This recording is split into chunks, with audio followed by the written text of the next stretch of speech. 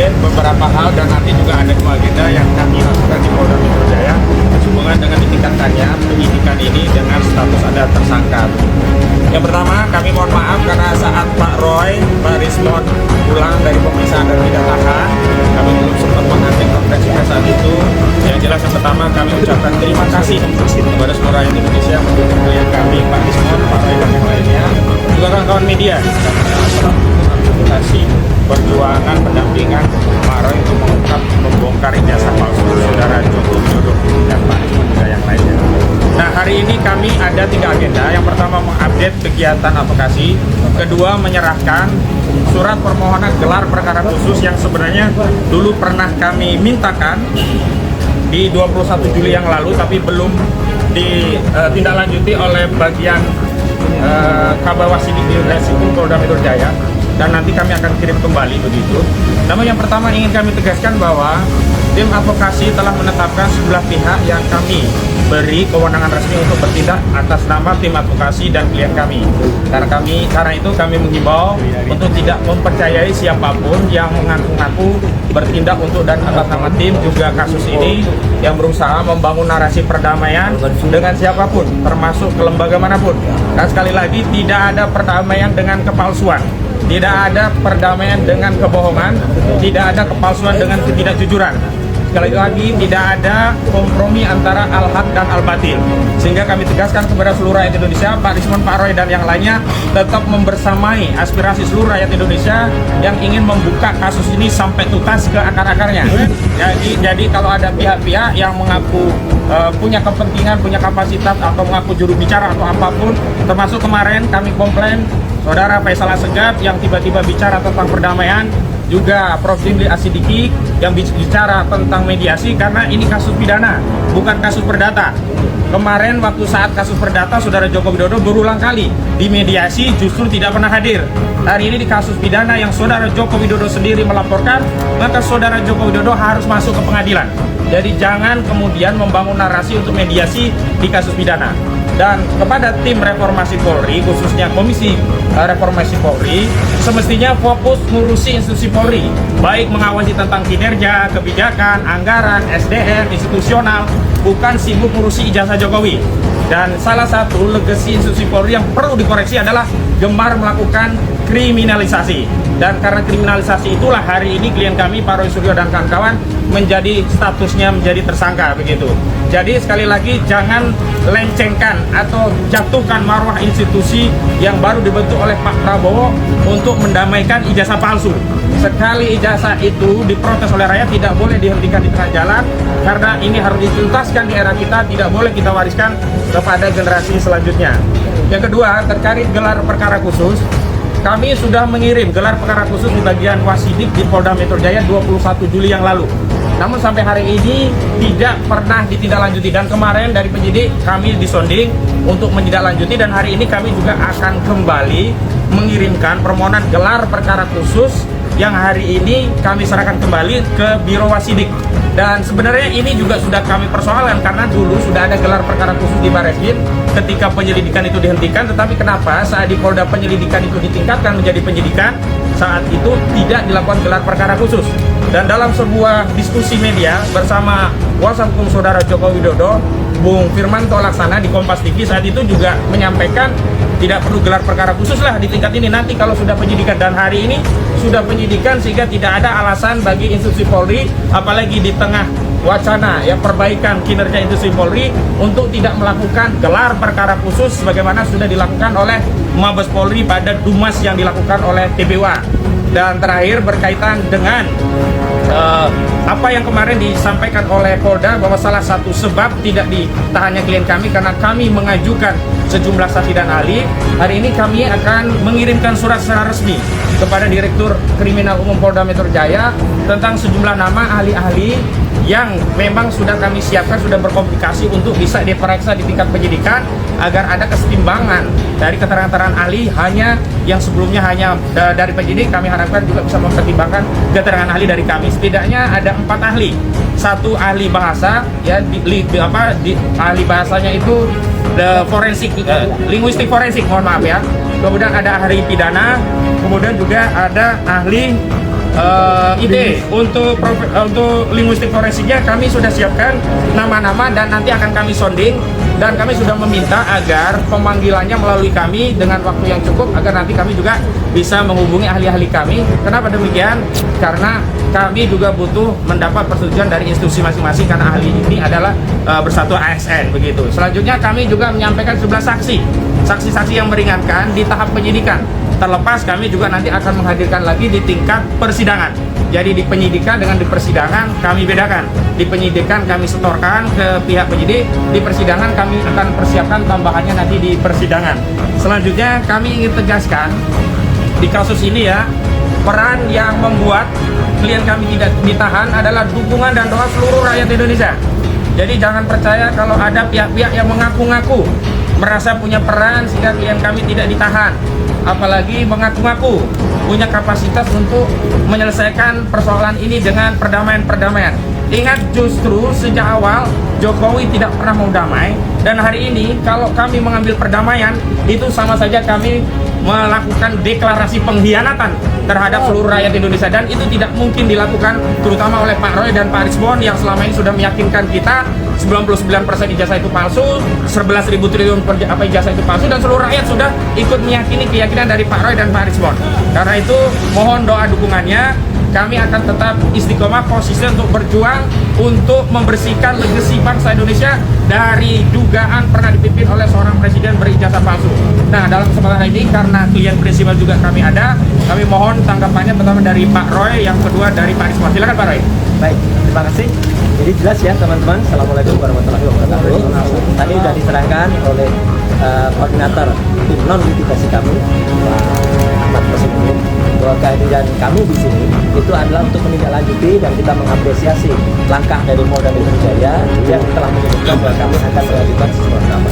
Sejumlah nama itu penting. Karena apa? Satu ya, misalnya ahli ITE, informasi dan transaksi elektronik dengan Undang-Undang nomor 11 tahun 2008, kemudian sudah direvisi menjadi Undang-Undang nomor 19 tahun 2016, terakhir revisi nomor 1 tahun 2024, itu sudah disusun oleh orang-orang yang mengerti undang-undang. Dan yang akan kami ajukan ini adalah orang yang ikut menyusun Undang-Undang Informasi dan Transaksi Elektronik, pernah menjadi bagian dari pemerintahan selama belasan tahun ya, bahkan mungkin puluhan tahun. Jadi bukan sekedar orang, katakanlah dia dosen di sebuah kampus, kemudian dia membaca undang-undang ITE, dia menerjemahkan sendiri undang-undang ITE. Jadi kalau hanya itu, banyak orang yang bisa membaca dan menafsirkan, dan kemudian jadi salah. Salahnya apa? Kemudian ada pasal 33, kemudian ada pasal 35 yang tiba-tiba ditimpakan atau diselundupkan kepada saya, Dr. Arisbon, dan juga mungkin kepada teman-teman yang lain. Itu adalah pasal yang salah, karena berulang kali pihak sana mengatakan kan ijazahnya analog. Ya. Pasal 32 dan 35 itu tentang dokumen elektronik gitu loh. Jadi salah besar, bukan analog. Jadi dari situ yang salah. Kemudian ahli linguistik, ahli bahasa itu juga sudah punya sertifikat baik nasional maupun di atas itu.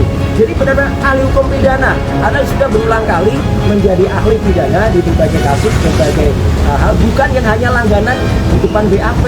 Ya, jadi kami lihat ahli-ahli yang mereka lakukan itu satu ya, tidak pernah berkualifikasi seperti itu, hanya bisa membaca undang-undang, bukan pembuat undang-undang, jadi nggak bisa dong menafsirkan undang-undang. Saya kebetulan yang membuat juga, tapi karena saya dalam hal ini yang diajukan statusnya menjadi tersangka, maka saya nggak bisa. Tapi yang di atas saya inilah orang yang bersama-sama saya dulu, ya, yang dulu ikut dan dia di sisi pemerintah, saya di sisi ini. Jadi saya kira itu ya clear anunya apa agenda kita hari ini. Sekaligus juga kita mengajukan gelar perkara khusus untuk supaya apa? Kasus ini supaya terang benderang diketahui oleh masyarakat dan lainnya. Dan sekali lagi saya ingin menyampaikan terima kasih kami kepada semua pihak yang sudah ikut membantu membersamai ibu-ibu, mak-mak, teman-teman tokoh-tokoh aliansi independen ya, dan juga lawyer terutama yang di bawah koordinasi Pak Petrus Celestinus dan juga Pak Ahmad Kosinuddin. Saya kira itu ya, mungkin akan disambung oleh Bang Arisbon. Oh, satu lagi dikit. Semalam ada satu acara, saya nggak nyebut TV-nya ya, yang ada seseorang yang tanpa kualifikasi yang jelas ya, menjelaskan tentang VGGNet, menjelaskan tentang ArcFace, menjelaskan tentang FaceNet. Waduh, itu seperti anak kecil yang barusan dapat kuliah sehari, kemudian dia nerangin, dia nggak bisa nerangin kayak kualifikasinya apa gitu loh. Dan pada acara lain sebelumnya, acara yang dipandu oleh Bang Karni, udah saya membantah itu semuanya. Hanya saya semalam saya kebetulan ada di kebetulan di TV lain gitu loh. Jadi jam yang sama, waktu yang sama, harusnya saya juga ada di situ kan, karena itu geser harinya bukan pada hari biasanya. Maka komitmen saya pada TV yang lain tersebut saya lakukan. Jadi jelas ya, kalau ada orang yang menerangkan tidak dengan kepandaiannya, tidak dengan keahliannya, nah itu sama aja omong. Dan satu lagi yang pasti, apapun ijazah yang tampilkan tetap tidak ada lintasan stempelnya. Semalam dia ditanya, lintasan stempelnya mana? Bingung lagi, ngomong kanan ngomong kiri. Silakan. Dokter Resman. Ya. Ya, oke, Ya, hari ini kami diwajibkan ya, wajib lapor tiap hari Kamis. Terima kasih Pak penyidik ya, artinya kami juga kayaknya jadi tahanan kota. Pak. Ya, belum. Jadi kami sedang mengajukan ahli-ahli ya yang pakar di bidang undang-undang ITE dan admisi ITE untuk membuktikan bahwa apa yang kami lakukan ini dalam koridor apa yang disebut dengan ilmu digital image processing. Ya, digital image processing, di mana kami dituntut untuk mengedit dan merekayasa ya bagian dari citra dari ijazah Joko Widodo. Ya, padahal hal itu sangat umum dilakukan dalam ilmu digital image processing. Jadi kepolisian seharusnya tidak sembrono ya, hanya karena 3 ahli kepolisian yang sering dipakai ya di meja pendidikan, langsung basis itu dipakai untuk kami mengedit ya, sampai saat ini detik ini pun kepolisian tidak bisa menentukan mana yang kami edit. Oleh karena itu kepada Prof. Jimli, ilmuwan peneliti itu jangan dibungkam lah. Kalau buat cari pasal, cari salah itu gampang ya. Jadi tolong jaga demokrasi di Republik ini ya, supaya ke depan ya, generasi ke depan tidak lagi asal suara atau melakukan kajian-kajiannya, menuliskan buku dan lainnya, tetapi diancam dengan undang-undang ITE 32-35 yang ancamannya sampai 12 tahun. Ini bisa jadi terjadi pada kami dan besok pada kalian. Jadi kita harus bela demokrasi. Apapun itu kita berhak ya menganalisa dokumen publik dari seorang pejabat. Oke, gitu ya. Oke, penutup Bang Jarmada kita, silakan Pak. Oke, rekan-rekan sekalian, tadi sebenarnya sudah dijelaskan sama prinsip kita berbeda. Saya mau rangkum saja. Apa tugas kita di Polda hari ini? 1, wajib lapor diri bagi 3 tersangka, tapi jadwalnya beda-beda. Kedua adalah mengajukan gelar perkara khusus, yang ini tertunda dari sejak awal. Ketiga, mengajukan ahli dan saksi ahli meringankan. Oke, satu hal yang mau saya tambahkan, saat ini juga kita sedang bersidang di KIP. Tadi Mas Roy jelaskan, KIP itu paralel dengan yang ada di Polda ini. Paralel itu. Kebetulan kuasa hukum yang ada di KIP itu kan kami juga. Ya, itu yang Mas Pedia sama rekan Gabur. Jadi di sana dan di sini paralel dan saling melengkapi. Mudah-mudahan akan semakin cepat terungkap apa yang menjadi terbenam, istilah saya terbenam di bangsa ini beberapa tahun terakhir ini. Itikat kita baik dan basic Mas Roy dan Bang Risman itu akademik ilmiah saintifik. Sekali lagi kami tekankan, jika ada yang masih bicara di luar sana, di luar akademik, itu out of service. Ya, saya katakan seperti itu. Jadi kita benar hari ini melaksanakan tugas kita yang diwajibkan oleh Polda Metro Jaya, lapor diri, jadwalnya Senin dan Kamis. Kita lakukan hari ini. Saya kira itu yang pentingnya, rekan-rekan kita sekalian, jurnalis yang menjadi sahabat kami dalam perjuangan ini. Dan kita selalu topik merdeka 3 kali. Merdeka, merdeka, merdeka. Ya, tambahan dari Gabur ya. Gabur Sang Haji, bagian dari tim kami. Oke, jadi gini rekan-rekan. Dalam konteks kami mengajukan gelar perkara, ada satu hal penting yang ingin kami sampaikan dan perlu kami mendapatkan kejelasan, yaitu terkait dengan status barang. Dalam gelar perkara nanti, kami meminta kepada penyidik Polda Metro Jaya untuk memberikan penjelasan dan menunjukkan primary evidence ijazah Pak Joko Widodo. Betul. Karena selama ini ijazah inilah yang menimbulkan perdebatan dan ada 8 anak bangsa yang sekarang sudah ditetapkan sebagai tersangka dan kemudian kalau dilimpahkan ke pengadilan akan dilakukan penuntutan. Ini kan sesuatu yang perlu terlebih dahulu diberikan kejelasan oleh penyidik Polda Metro Jaya terkait dengan primary evidence, apakah memang sudah disita oleh Polda Metro Jaya. Dan yang kedua, Mas Roy, Bang Rismon punya kepentingan untuk melihat dan meraba ijazah tersebut. Karena selama ini yang dituduhkan kepada Mas Roy, Bang Rismon, dan Dr. Tifa itu melakukan analisa-analisa ilmiah hanya berdasarkan dokumen digital. Meskipun dokumen tersebut oleh salah satu pendukung Pak Joko Widodo di salah satu televisi, kemudian saya hadir sebagai pembicara, sudah ditunjukkan kepada publik hasil scan ijazah Pak Joko Widodo. Dan dari hasil scan tersebut terkonfirmasi bahwa ijazah yang dipublish atau diunggah oleh Dian Sandi dan menjadi basis penelitian ilmiah Mas Roy dan Mas Roy dan Bang Rismon itu ternyata 100% tidak berbeda, persis sama seperti itu.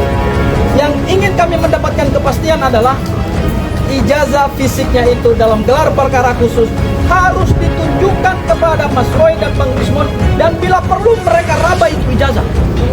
Seperti apa itu bahannya, kemudian seperti apa itu pengaman kertasnya, seperti apa itu lintasan stempelnya, seperti apa itu fotonya. Itu poin penting yang akan kami mintakan dalam gelar perkara khusus. Itu aja barangkali yang Makasih bisa ya. saya Atau Kembali ke tutup, ada pertanyaan? Kembali ke Coach. Ya. Oh, sementara ini belum kami pikirkan karena kami fokus gelar perkara khusus. Karena kalau dengan gelar perkara khusus ijazah itu ternyata terbukti sama dengan yang diteliti, berarti kesimpulan klien kami tidak berubah, 99% palsu atau 11.000 triliun persen palsu. Sehingga fokus kita adalah primary evidence itu apakah identik atau tidak dengan yang sudah diteliti. Kalau sama, ya sudah selesai. Begitu. Ada lagi cukup? Makasih ya kawan-kawan media sudah menunggu sampai